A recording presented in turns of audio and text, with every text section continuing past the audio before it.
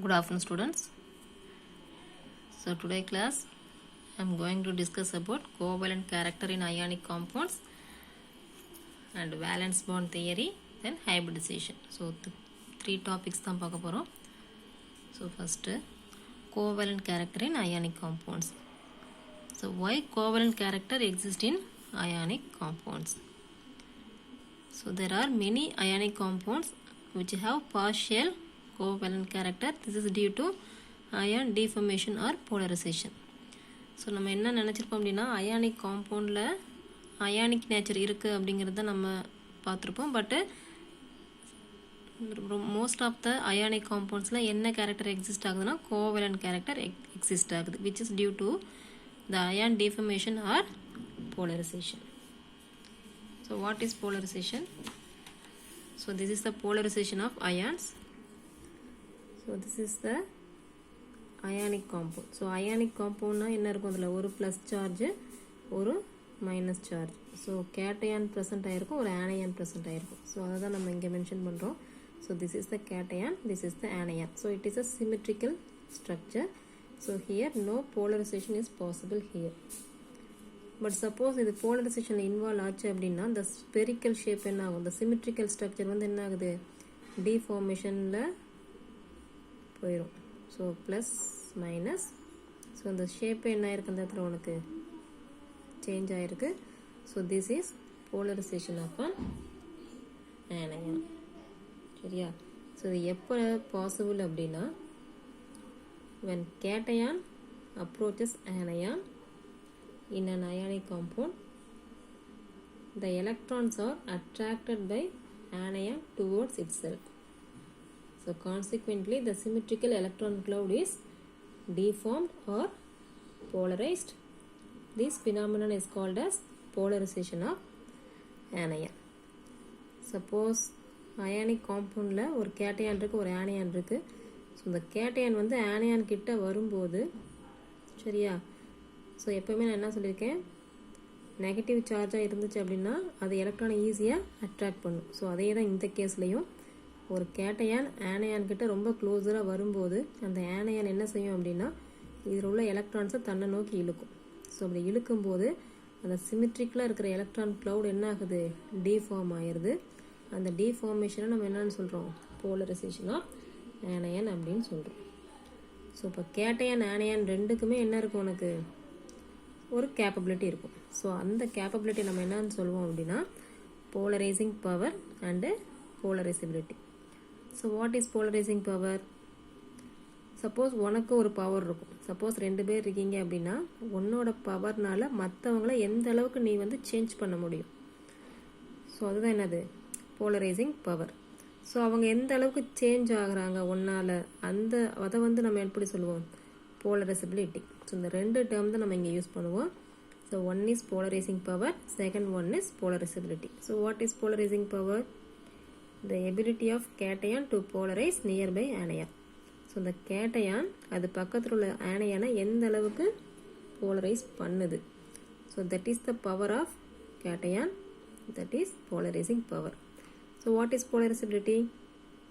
So a tendency of anion get distorted or polarized by cation. அந்த கேட்டயானால் அதோட structure எந்த அளவுக்கு டிஸ்டார்ட் ஆகுது. ஸோ அதை தான் நம்ம என்னன்னு சொல்லுவோம்? போலரைசிபிலிட்டின்னு சொல்லுவோம். ஸோ இந்த ப்ராசஸ்னால அயானிக் காம்பவுண்டில் என்ன வரும் அப்படின்னா ஒரு கோவலண்ட் கேரக்டர் அந்த இடத்துல possible. So the magnitude of polarizing power of a cation and polarizability of anion greater will be the amount of covalent character produced in the ionic bond. So what is the magnitude? That is the one value. So அந்த கேட்டயானுக்கு எவ்வளோ polarising power இருக்கோ அதே மாதிரி அந்த ஆனையானுக்கு எவ்வளோ போலரைசிபிலிட்டி value இருக்கோ அதை depend பண்ணி தான் அந்த அயானிக் காம்பவுண்டில் இருக்கிற கோவலண்ட் கேரக்டர் வந்து வேரி ஆகும். So the covalent character depends upon the cation and polarizing power of cation and polarizability of anion. Okay, so once again I explain. So covalent character in ionic compounds. So what is covalent character? So அந்த plus minus charge வந்து என்ன ஆகுது, கம்ப்ளீட்டாக அதில் வந்து present ஆகிருக்காது. So some covalent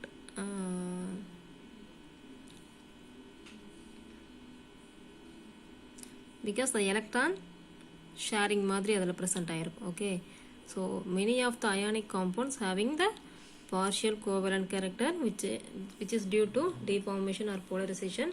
So what is polarization? Suppose ஒரு ionic compoundல ஒரு cation present ஆயிருக்கும், ஒரு anion present ஆயிருக்கும். அந்த cation anion கிட்ட closer-ஆ வரும்போது the anion pulls the electron towards itself. That the process is called as polarization of anion. So next you know the two terms, polarizing power and polarizability. So polarizing power அப்படிங்கிறது the ability of cation to polarize nearby anion. What is the polarizability? A tendency of anion get distorted or polarized by cation. So the covalent character depends upon the polarizing power of cation and polarizability of anion.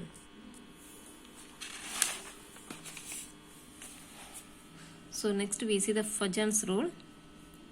So நம்ம முன்ன பார்த்தோம் இல்லையா, so polarizing power and polarizability. So அது ரெண்டையும் ஒரு சில factors வந்து affect பண்ணும். சரியா? ஸோ அப்படி அஃபெக்ட் பண்ணும்போது that is the condition to make the ionic bond to covalent. So these factors or conditions are called as Fajans rule.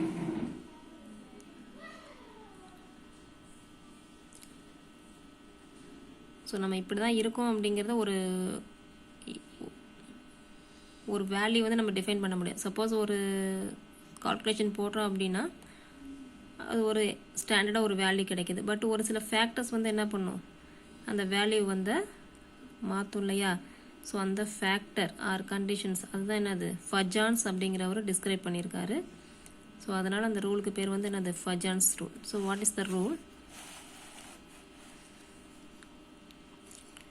So இந்த கேட்டையான் ப்ரெசன்ட் ஒரு அயானிக் காம்பவுண்டில் கேட்டையான் இருக்குது, ஆனையான் இருக்குது.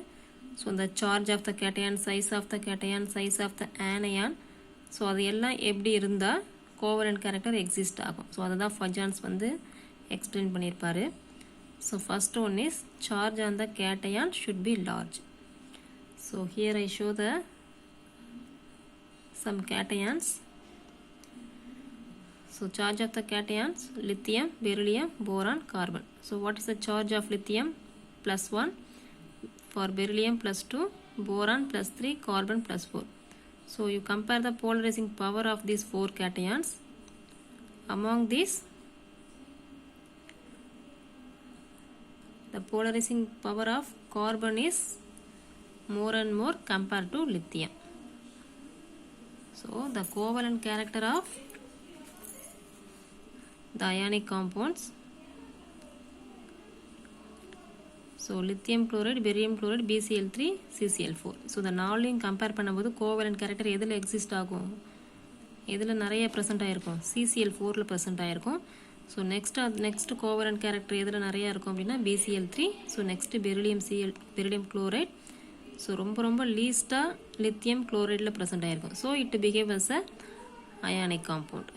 ஓகே, ஸோ அந்த charge of the cations increase ஆக covalent கேரக்டரும் அந்த இடத்துல இன்க்ரீஸ் ஆகும். ஸோ இது வந்து +1, +2, +3, +4. ஸோ இந்த சார்ஜ் நம்ம பார்த்தோம் அப்படின்னா எதுக்கு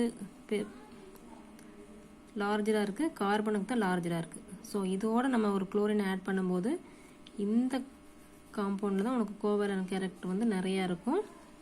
ஸோ லித்தியத்தில் வந்து ரொம்ப கம்மியாக இருக்கும். சரியா? ஸோ ஃபஸ்ட்டு பாயிண்ட் வந்து அது சார்ஜ் ஆஃப் த கேட்டையான் வந்து லார்ஜாக இருக்கணும்.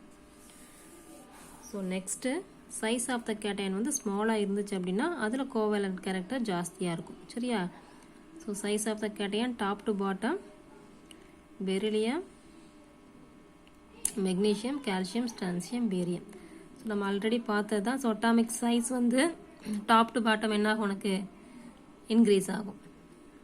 ஸோ அப்போ பெரிலியம் வந்து வெரி ஸ்மாலர் சைஸ், பேரியம் வந்து very bigger size. So size of the cation ஸ்மாலாக இருந்தால் தான் கோவலண்ட் கேரக்டர் வந்து ஜாஸ்தியாக இருக்கும்.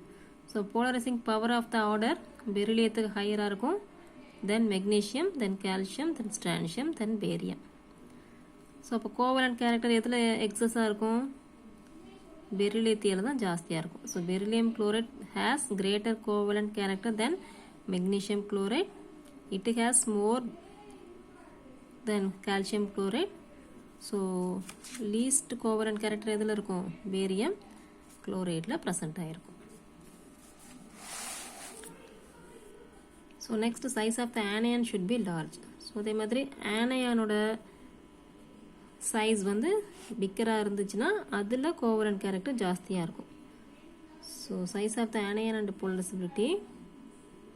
So from top to bottom, fluorine, chlorine, bromine, iodine. So you very well know that fluorine is very very smaller size, iodine is bigger in size. So இதோட compare பண்ணோம் அப்படின்னா covalent character எதுக்கு ஜாஸ்தியாக இருக்கும்? So size of த ஆனையன் இதுதான் bigger. So இதில் தான் covalent character உனக்கு ஹையராக இருக்கும். So you take some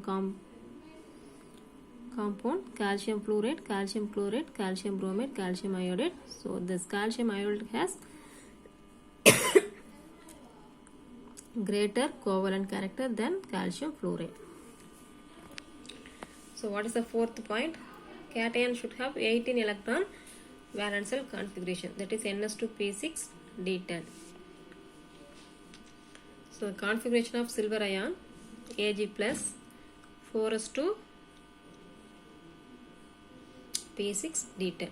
so அதை கவுண்ட் பண்ணோம் அப்படின்னா என்ன வருது? 18. ஸோ சில்வர் அயோடைடு எடுத்தோம் அப்படின்னா it is covalent. Suppose sodium iodide compare பண்ணும்போது 2s2 2p6, this is not 18 electron valence, this is 8 electron valence. So it is ionic. சரியா? So 18 electron இருந்துச்சு அப்படின்னா அது கோவலண்ட், 18 எலக்ட்ரான் இல்லை அப்படின்னா அது completely ionic. So silver iodide is covalent, sodium iodide is ionic. Okay.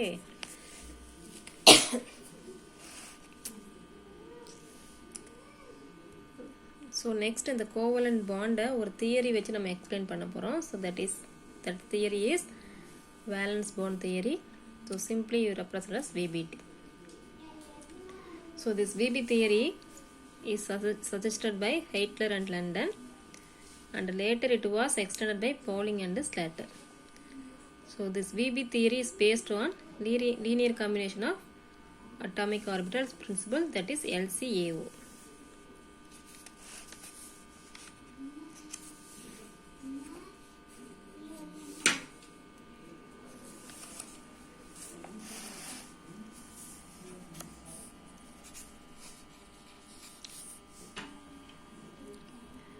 So how to make covalent bond?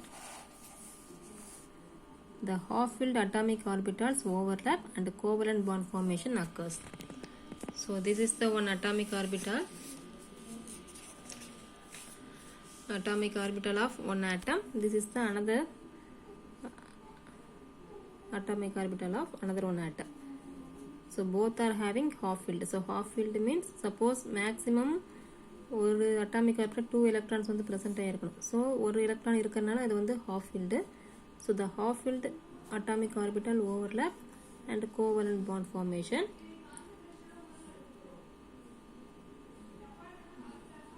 occurs.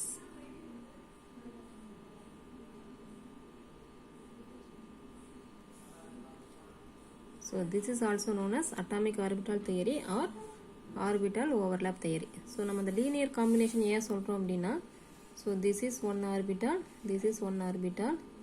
So இது ரெண்டும் என்ன ஆகும்? ஆக்சிஸில் வந்து combined ஆகும். So this is the linear combination of atomic orbital. So what is the postulates of BB theory? So the first point is the covalent bond is formed by the overlapping of two atomic orbitals.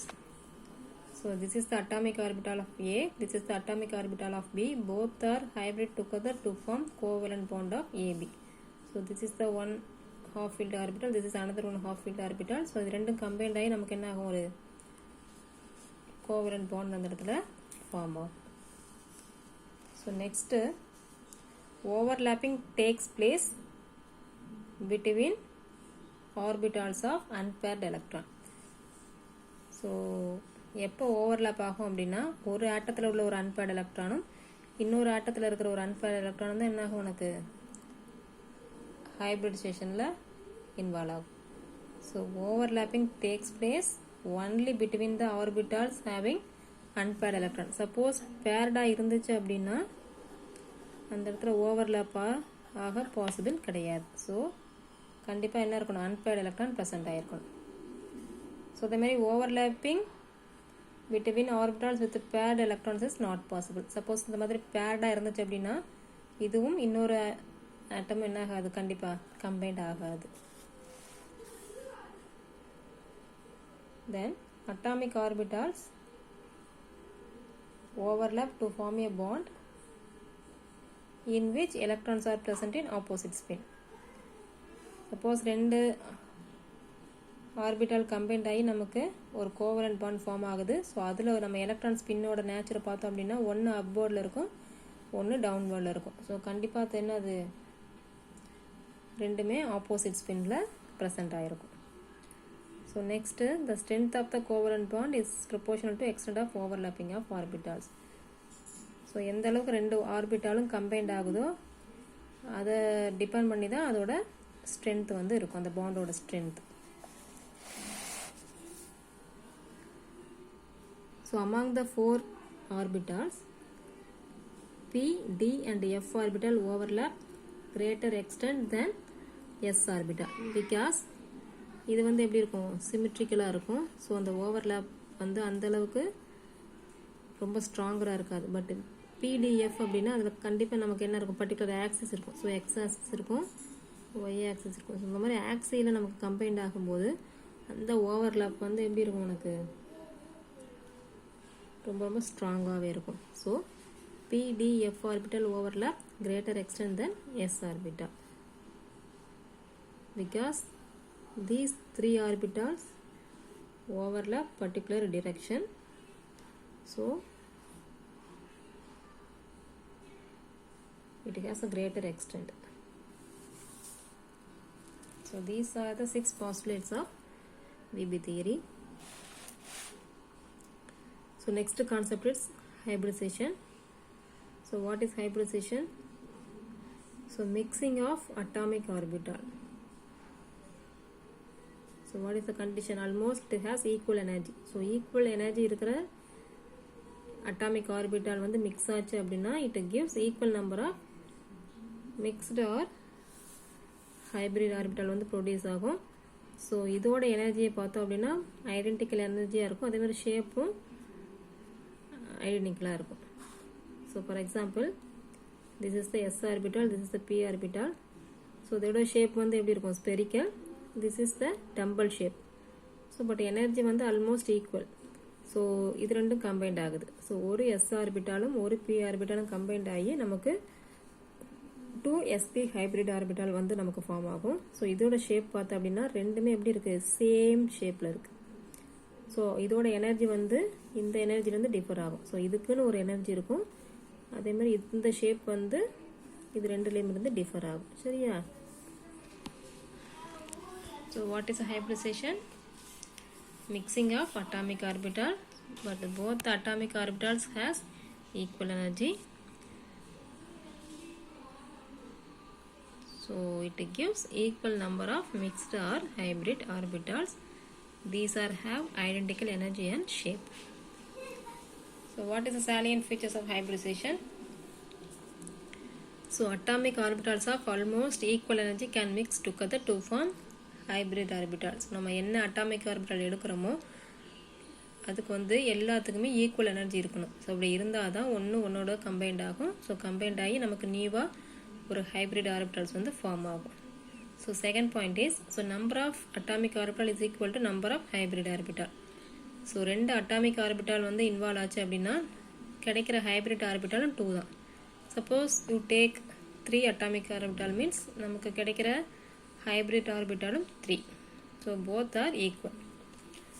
So next half filled orbitals of an atom will undergo hybridization.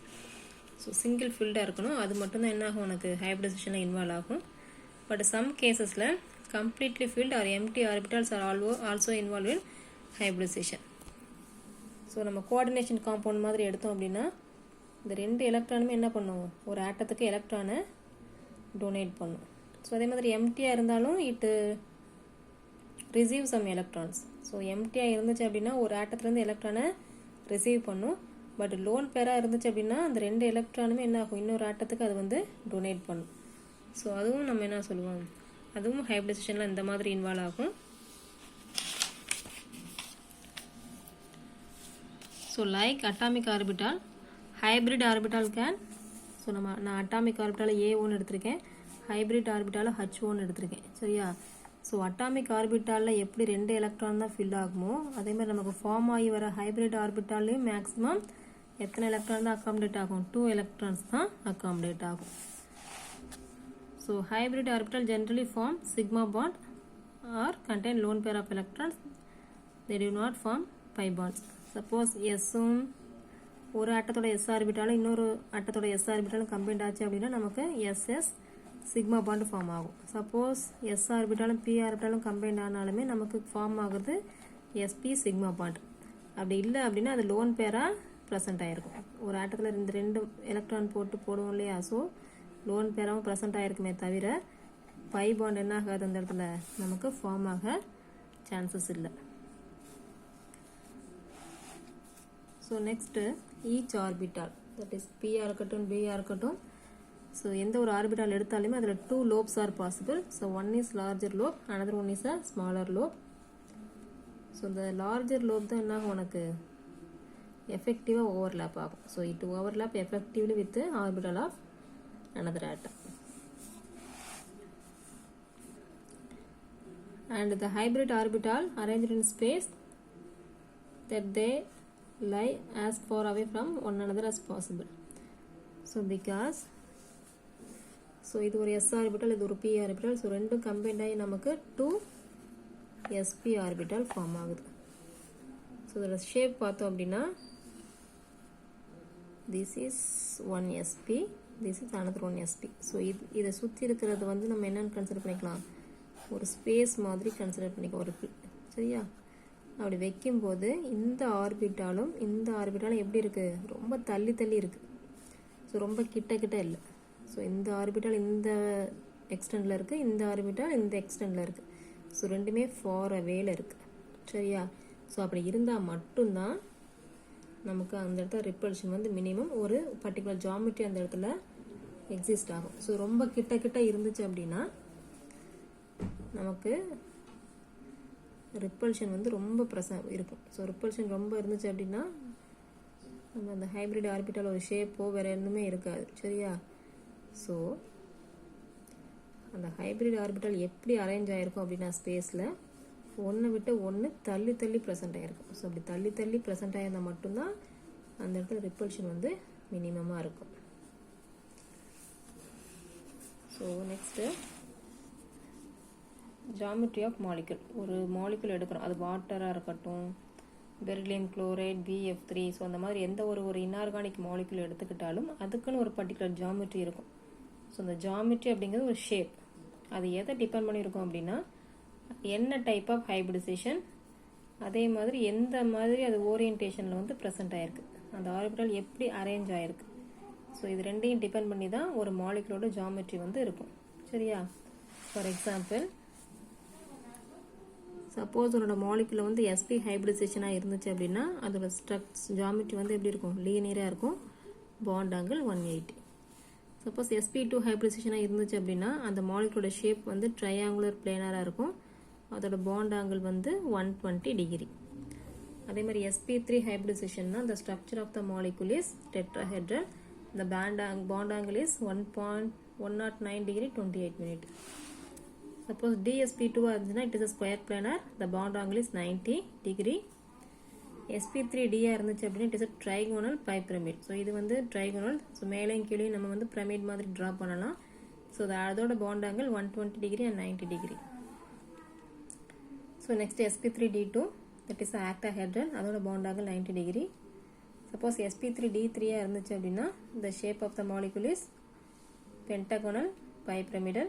So the bound angle is 72 and 90 degree.